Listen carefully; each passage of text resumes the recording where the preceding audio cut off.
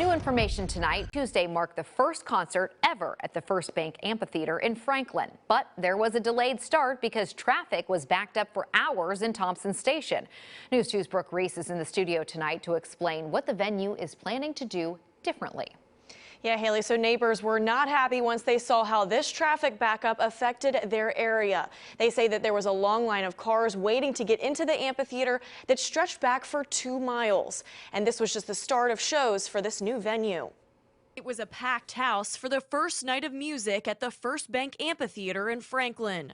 Country stars Maren Morris, Florida Georgia Line, and Thomas Rhett were just some of the big names on the list. But it was getting to the venue that became the main event.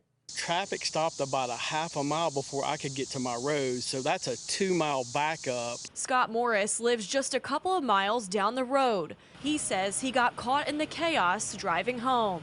I was waiting on some life flight or something to come in, so I thought it was a major issue. But Morris says the concern grew even more when he found out concert goers were impacting the neighborhood. You have people cutting through people's neighborhoods. You have people, we actually had reports of people, having to use a restroom, and I understand that, and they would get out and go use the restroom in people's yards. That is their private property. Morris does not believe the infrastructure can handle the 7,500-seat venue. As you might imagine, a big project like this goes through a lot of scrutiny and review at multiple levels. Amphitheater owner Rick McEachran says a part of the process was evaluating traffic studies that had to be approved by city and county leaders. This was a little bit longer than, maybe a lot longer than any of us expected. But McEachran says his staff is working to fix the issues. Stoplight sequencing and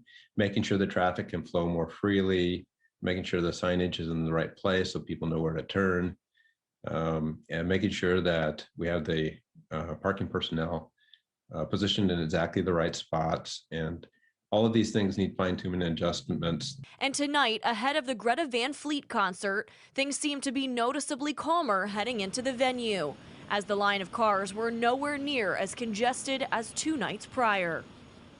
Now, Thompson Station's Mayor Corey Napier released a statement on the traffic plan, saying that the venue generates highly desirable sales tax revenue, and as any big event, there will be delays, but he's working with the amphitheater to improve the anticipated congestion. Haley?